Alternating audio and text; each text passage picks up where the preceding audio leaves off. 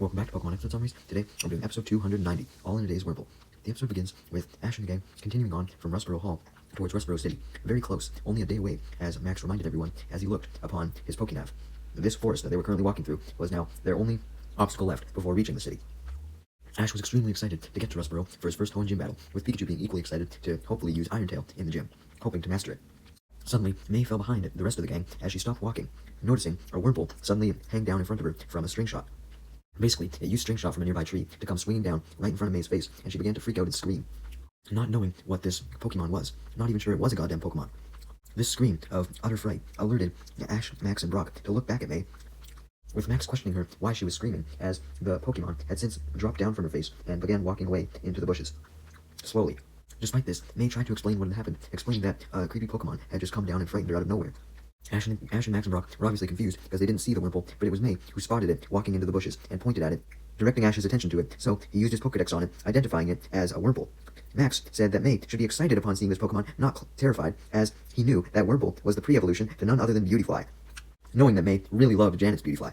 We then see May lovingly remember Janet and her Beautyfly form from last episode, and she realizes that Max was right. She should be happy to see this Wurmple, as if she was able to catch this Wurmple, then she would be able to evolve it into a Beautyfly and have one of her own. May then excitedly runs off to catch the Wurmple as she goes into the forest, disappearing. Ash and the gang tried to call May back so that she didn't get lost, but she was too determined, so Ash and the gang chased after May, who was chasing after the Wurmple since it had begun walking away, out of the bushes and into the deeper forest. Ash and the gang were soon left in the dust, though, as May had gotten too far, calling for Wurmple as she passed by several different bushes. Eventually, Ash and the gang were able to catch up as she was doing this, though, and Brock questioned if May had had any luck, but May unfortunately admitted that she couldn't find it, and begun to get sad at this. This led Brock to comfort her sadness by reminding May that since Wurmple was a bug Pokemon and bugs resided in forests, there was probably way more than just that one lost Wurmple in the forest, and therefore stated that there was no rush for May to run off and potentially risk getting lost just to get a Wurmple, assuring her that they would find one eventually. However, May stated that she wanted to catch a Wurmple as soon as possible, since she had been inspired by Janet's performance with her Beautyfly, so she didn't want that inspiration to fade by the time she managed to get a Wurmple and evolve it into a Beautyfly of her own, so that she could enter a contest with this inspiration and finally win a contest ribbon just as Janet had, set on being way more than just an assistant in a contest this time, and confident that she could win many ribbons with a Beautyfly, not just one, noting how beautiful Beautyfly was. Brock was still worried about May getting lost, though, so he advised that if May was going to go searching, then they should at least have some lunch first, so that May could be completely sound in the mind and recharged. But May simply ignored Brock, as she ran off to go catch a Wurmple, even if it wasn't the one that she had spotted earlier. She just wanted one Wurmple. Ash and Brock were left just super shocked at how determined May was to catch the Wurmple, even putting her safety at risk, with Max admitting that even he had never seen May like this, despite knowing her way longer, due to them being lifetime siblings. However, Max also knew, due to knowing May longer, that she couldn't resist her hunger, so quelled Ash and Brock's worries that she would get lost by stating that she would find her way back very easily when she was hungry enough, and suggested that Brock start making the lunch just as he had planned. Brock was still worried for May, but comforted himself, admitting that despite May putting herself in danger, if she was able to catch her first Pokemon all on her own without any assistance from him, Ash, or Max, then that would signify her growth as a trainer, which was very important. So, Brock decided to distract himself from his worries by starting to cook, hoping that May would at least become successful at catching the Wurmple. Meanwhile, as for Team Rocket, they were spying from Ash and the gang from some bushes, as usual, and James, listening intently, was able to determine that Ash and the gang had been talking about a Wurmple. Jessie was too busy thinking about her dream of winning Pokemon contests to originally hear Ash and the gang talk about this, but once James mentioned it, Jessie obviously got excited, as she also thought that Janet's Beautyfly was perfect in the contest and wanted to have one for herself, just like May, so that she could win contests as well. Meowth then suggested to Jessie that they catch multiple Wurmple, so that Jessie could have multiple Beautyfly for the contest, to increase their chances of winning even further, since they could have a whole bunch of Beautyfly with different moves. This just made Jessie want a Beautyfly even more, but then Meowth added that they should also catch one extra Wurmple so that they could give one to Giovanni and have it evolve into a Beautyfly, and Meowth suggested that Giovanni would like this Beautyfly so much that he may forgive Team Rocket for their debt and all their failures, and give them an actual promotion. Team Rocket got super excited about this, declaring that they were all going to catch a whole bunch of Wurmple, naive to the fact that Giovanni would probably never like them, no matter what.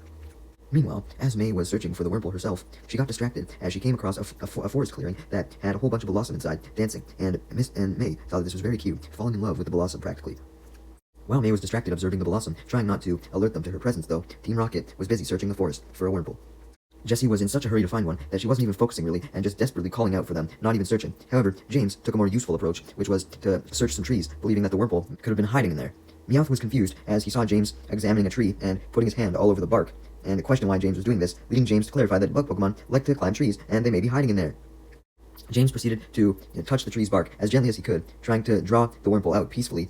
However, Jessie believed that getting the Wurmple to come out the nice way wouldn't work, and told James to get the Wurmple to come out of hiding the proper way, as she angrily kicked the tree, hoping to force the Wurmple to fall out, getting a running start to make her kick even more powerful. James was impressed by Jessie's ferocity as he spotted a Weedle fall out of the tree, almost knocked out due to Jessie's strong kick.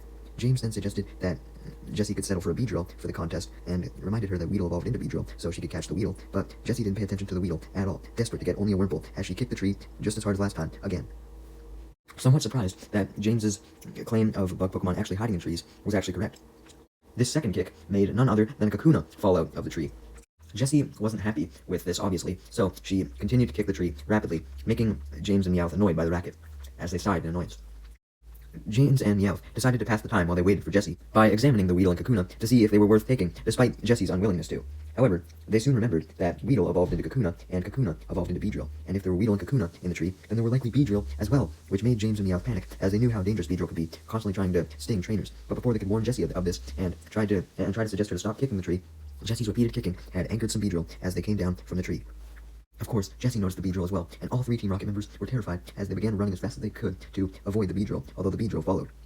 As Team Rocket was screaming as they ran, May was alerted by these screams, and sure enough saw Team Rocket running towards her, cutting her off from admiring the Blossom, who was still dancing. Since Team Rocket had managed to get somewhat of a headway on the Beedrill, May didn't see them, so when she saw Team Rocket running, panicking, screaming bloody murder literally, and advising May to run as they ran past her, not even concerned with getting her Torchic or anything, since they were so preoccupied by the Beedrill, May questioned them on why they were so worried, when she soon saw the horde of Beedrill fly up behind them, catching up.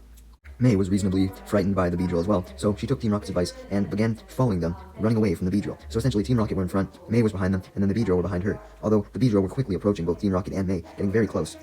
Team Rocket and May were so desperate to escape the Beedrill that they ended up running straight off of a small cliff and down into a little embankment. Although the four of them were knocked down, and in immense pain because of this, falling down in this embankment actually worked in their favor, since the Beedrill lost track of Team Rocket and May, not thinking to look down into the embankment, so they flew right over Team Rocket and May, leaving. After seeing the Beedrill pass over, Team Rocket were able to recover from their injuries from falling, as May recovered from her injuries as well, realizing that she was down alone with Team Rocket, crying out in fear, since she didn't know how to deal with them on her own, and feared for what they were going to do. Team Rocket simply laughed as they did their motto, trying to scare May more, but May's fear instantly evaporated as she became distracted when she saw a Wurmple pass by and immediately ran after it, not worried about Team Rocket now whatsoever. Team Rocket also spotted the Wurmple, and were annoyed that May had followed after it, as that meant their motto had been interrupted, and they weren't able to say everything they wanted to May. However, Jessie and James were determined to have May hear their motto, so they simply screamed it at her as she ran away. But Meowth reminded them that their motto wasn't the important thing right now, it was also catching the Wurmple, so Team Rocket ran after the Wurmple as well, wanting it for themselves, determined to get it before May could. Since May was in the lead above Team Rocket, she reached Wurmple first and sent out her Torchic to battle it. However, Team Rocket soon caught up, so Jessie sent out her Seviper, and Seviper managed to intimidate Torchic to prevent it from attacking the Wurmple. May obviously came to the conclusion that Jessie was trying to get Wurmple as well, and got mad at Jessie for interfering, stating that she saw Wurmple first, so Jessie had no right to try and get it, but Jessie simply retorted that a cute Pokemon like Wurmple belonged to a cute woman like herself. May realized that she was going to have to try and scare Jessie and Seviper off so that they couldn't interfere, and instructed Torchic to stare at Seviper to try and intimidate it, but Seviper wasn't scared whatsoever, as it simply just stared back at Torchic, which actually ended up scaring Torchic, causing it to run around in fear, allowing Jessie to take action on the Wurmple, telling Seviper to use Poison Tail on it. Thankfully, Torchic was able to jump in and use Peck on Seviper to stop it from using Poison Tail on the Wurmple. Even though the Peck didn't really do any actual damage to Seviper, it was enough to stop it.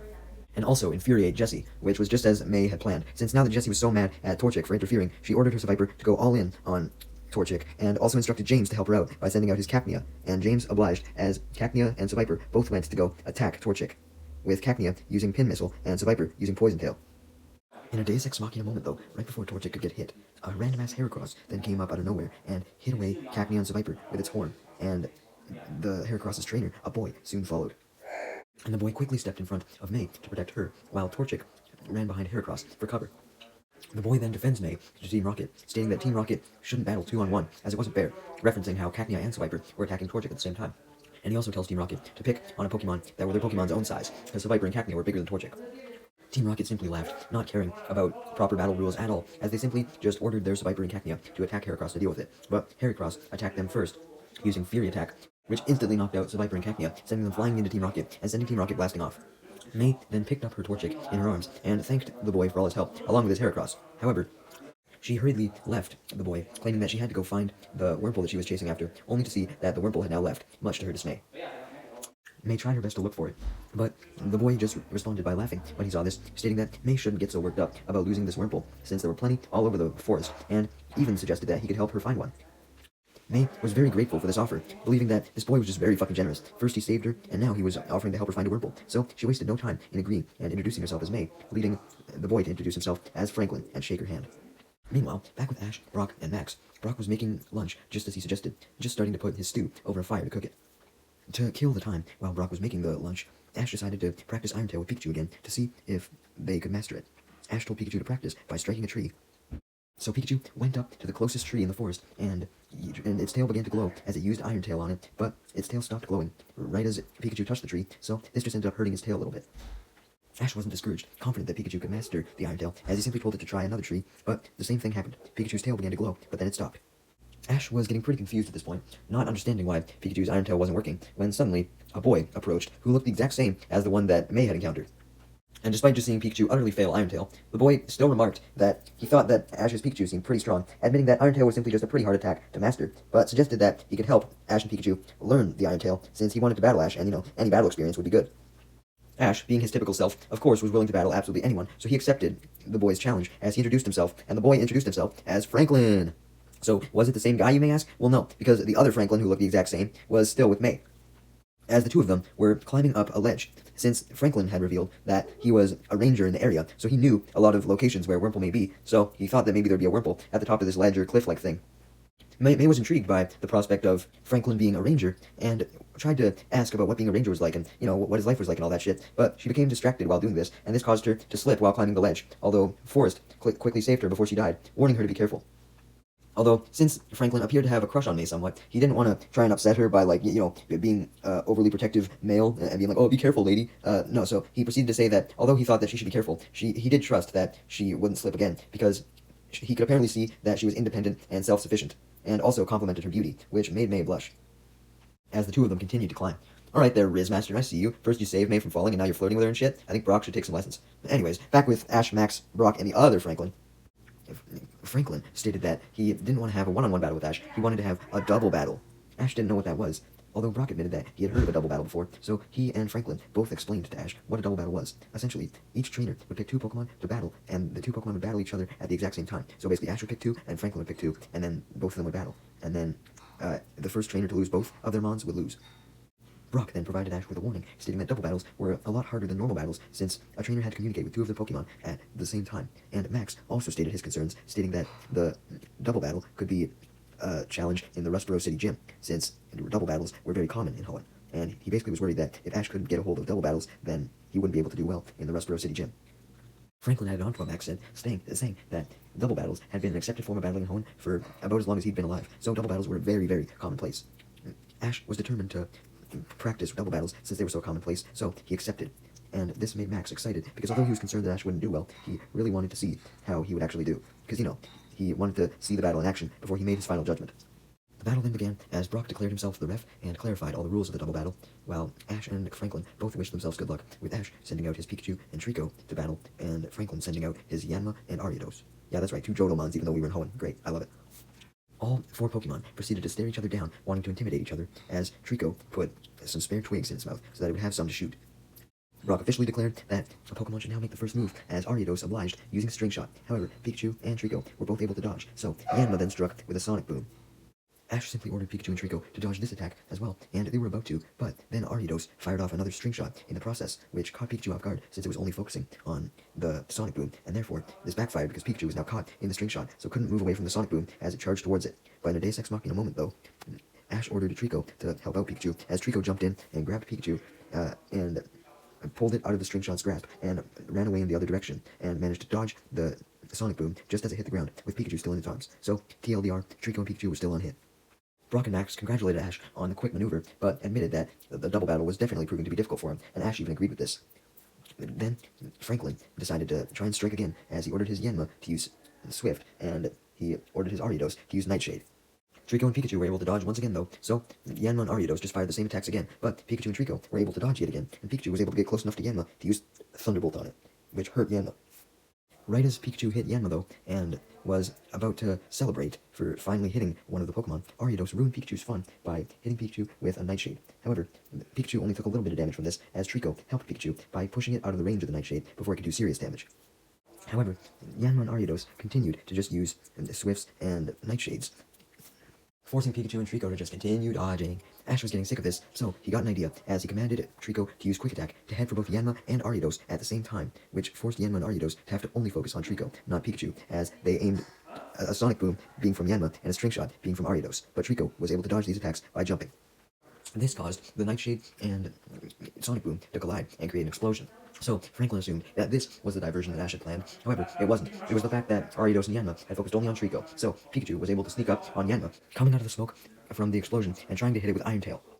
Max expressed his doubts that Ash would be able to use the Iron Tail successfully, since he hadn't mastered it yet, but much to Max and Brock's surprise, the Iron Tail was actually able to do a lot of damage, knocking Yanma all the way to the ground.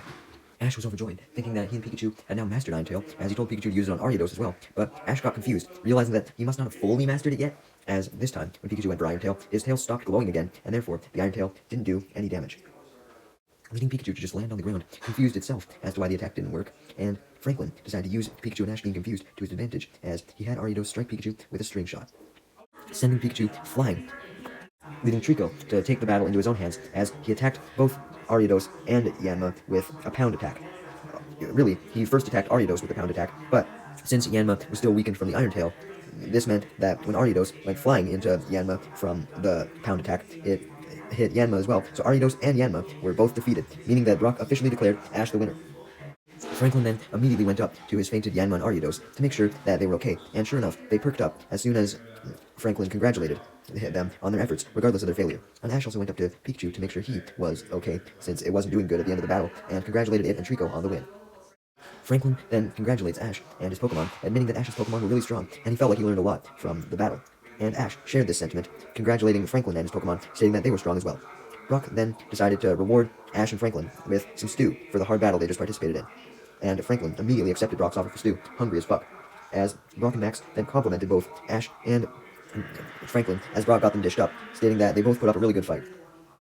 Meanwhile, back with May and the other Franklin, they had reached the top of the ledge they were climbing, and had reached another clearing, and they had begun looking for the Wurmple atop the clearing. In the clearing, they were looking for it, and Forrest was confused as he was looking, as, he thought that a Wurmple would be up there, and there wasn't. May didn't find a Wurmple either, but she instead found some Pecaberries, and brought them to Franklin, sharing them with him. So, Franklin thanked May for sharing, unfortunately revealing that he hadn't found a Wurmple yet, as the two of them sat down to eat the Pecaberries. As they ate, Franklin commented on how May clearly had some confidence and self-sufficiency based on what he had saw earlier with May climbing the ledge despite almost falling, and also due to her ability to find berries super easily. May saw that Franklin was right. She did have a lot of independence if she really had to rely on the independence, but she had just been kind of slacking off recently, relying on Ash and Brock, and realized that maybe she was relying on them a little too much, because, they were usually the ones that would do most of the battling and shit like that. Well, at least successful battling, because, Torchic wasn't very good yet. Hearing May talk about her friends, Franklin revealed that he had always wanted to go on a journey as well, although he hated the idea of going alone, since he didn't view himself as independent, which was why he took such interest in May's independence. And he then stated that he kind of wanted to go with May, Ash, Brock, and Max. He wanted to join their gang so that he wouldn't have to be all independent by himself, believing that if he accompanied May, Ash, Brock, and Max on their journey, then he could reach new heights as a trainer and be truly great, since he would be able to discard his fears of being alone, which were distracting him, and had prevented him from going on a truly far journey his whole life. May stated her want for Franklin to join on the journey, explaining how awesome traveling was, especially with other people, and Franklin agreed with this, remarking that they had a lot in common, so they would get along very well if they went on a journey together. Just then, though, their conversation was cut off, as Franklin noticed a Wurmple walking by, and excitedly pointed this out to May. May was of course overjoyed to see the Wurmple, as she spotted it eating some bushes, and sent out her Torchic to weaken the Wurmple so she could capture it, having it use Tackle first. May thought that she had weakened the Wurmple enough with just one tackle, so she threw her Pokeball, and she thought that she may actually capture it, as it shook for quite a while as she watched intently, as did Franklin, but then the Wurmple broke out. May was confused by this, believing that she truly had done enough damage, but Franklin expected this, stating that May would have to do more damage. So, May simply just had Torchic go in for another tackle on Wurmple, although this didn't do much more damage, so Franklin advised her to use a more powerful attack, such as an Ember, explaining that since Ember was a fire attack, it would do a lot more against Wurmple, since Wurmple was a bug type, which was weak to fire types. So, May obliged, having Torchic use Ember, after Torchic had to endure a tackle from Wurmple while May and Franklin were distracted. And sure enough, this Ember was enough to knock Wurmple down, dealing a lot of damage to it, allowing May to throw yet another Pokeball. The Pokeball shook once again, and May and Franklin watched intently once again, but this time, May actually managed to catch the Wurmple, her first official Hoenn capture aside from her starter Pokemon. May, however, was in disbelief at this fact at first, as she picked up the Pokeball and examined it for a little while, questioning if she had actually managed to catch the Wurmple, and Franklin clarifies that she did, leading May to get excited and hold the Pokeball up and start dancing with joy as Torchic danced as well, happy.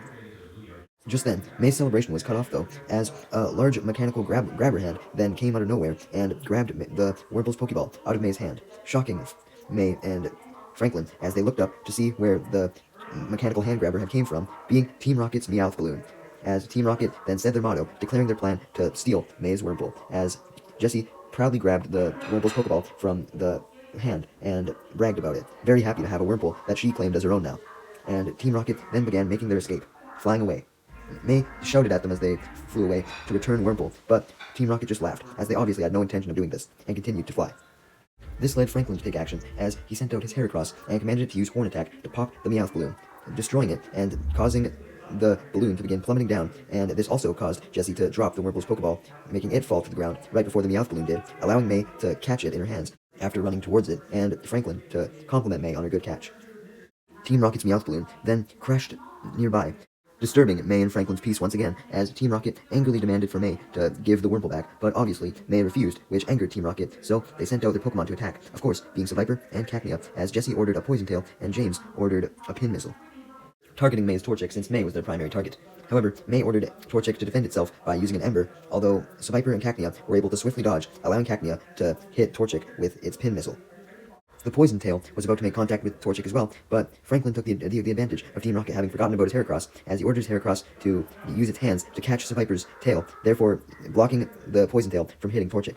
Franklin then realized a way that he and May could get the upper hand on Team Rocket, as he suggested that May get payback on Team Rocket for fighting 2 against 1 earlier, and states that they should fight 3 against 2, stating that May should try out her new Wurmple. So May obliges, sending out Wurmple to join Torchic in the fight. However, upon sending Wurmple out, May realized that she didn't know any of Wurmple's attacks. Franklin, seemingly knowing how bug types worked, knew that Wurmple could do String Shot and suggested that attack. So May obliged, ordering Wurmple to use String Shot, as it managed to completely cover both Seviper and Cacnea, trapping them inside of webs, making them immobile. Torchic and Heracross then take action, as Torchic uses Ember on Seviper and Cacnea, destroying the String Shot, capturing them, but also weakening them severely, and Heracross then sends Seviper and Cacnea straight into Jessie and James with a Mega Horn attack, and this was also strong enough to send Team Rocket blasting off, leaving May to jump for joy, congratulating herself, Torchic, and Wurmple, as Franklin congratulated May and her Pokemon as well, also, of course, happily thanking his Heracross due to it delivering the final blow. Very happy with it. Meanwhile, back with Ash, Brock, Max, and the other Franklin, they were sitting at a picnic table that Brock had somehow packed with him in his backpack, or the table was just in the forest randomly, who fucking knows, as the 4 of them began eating the stew, with Brock sending out his Fortress and Lotad to eat as well. While eating, Franklin made small talk with the others, stating that he had just returned to these woods, the place where he usually hung out, after doing a whole bunch of traveling for a long-ass time, which was very different to the other Franklin story, who claimed that he had never traveled at all, and was scared of traveling by himself. Just then, the small talk was interrupted, as May and the other Franklin came running up, having found Ash, Brock, Max, and the other Franklin, with May yelling happily that she had managed to catch Wurmple, holding her Pokeball up in the air. Ash, Brock, Max, and the other Franklin congratulated May on catching a Wurmple, but it was then that Ash and the gang and Pikachu all noticed that the 2 Franklin were fucking identical. Ash and the gang were obviously confused by this, especially May, who thought that she was so hungry that she was seeing double. However, both Franklins explained that they were actually identical twins. Well, I guess that was the plausible explanation. I kind of thought they were clones or some shit. That would have been more interesting. Anyways, the twins then revealed that the reason why they were both named Franklin was because they were actually both going by their last name for some reason. I don't know why, but it's not like their first names were actually any better. Maybe that was why they hated their first name so much, and they wanted to use their last names instead, because the twin that had traveled with May was Forrest, and the twin that was with Ash, Brock, and Max was Forrester. Yeah, fucking awesome names, huh? It can be presumed that the reason why Forrest was so terrified of traveling alone was probably because he initially wanted to travel with his twin brother, but as we knew, his twin brother had already went on a journey, and he must have left Forrest behind. Anyways, Forrest then revealed that because of his admiration of May's independence and self-sustainability, he was inspired to go on a journey alone, away from the forest, and not with May, just as his brother Forrester did. And Forrester was very happy with his brother finally getting over his fears, and assured Forrest that he would watch over the actual Forrest. I know that's kind of confusing, while he was gone. Forrest then explains his main motivation for deciding not to travel with May, which was realizing that he and his Pokemon could do well alone. And not just because They were inspired by May's independence, but because he had realized that he was able to do quite a bit of damage on Team Rocket, even though he had May's help, he was able to do quite a bit of damage on his own. Brock then questioned what Forrest planned to do on his journey, leading Forrest to reveal that he planned to catch some bug Pokemon and raise them. Brock, after hearing this, started to laugh, as he found it a bit funny that the two twins had more in common than just their bodies. They had the same goal of raising bug Pokemon, knowing that Forrester also clearly had a goal of raising bug Pokemon due to sending out Ariados and Yanma to battle. Brock didn't want to make fun of Forrest and Forrester too much, though, so he quickly changed the subject, reminding everyone that they were supposed to be eating lunch right now.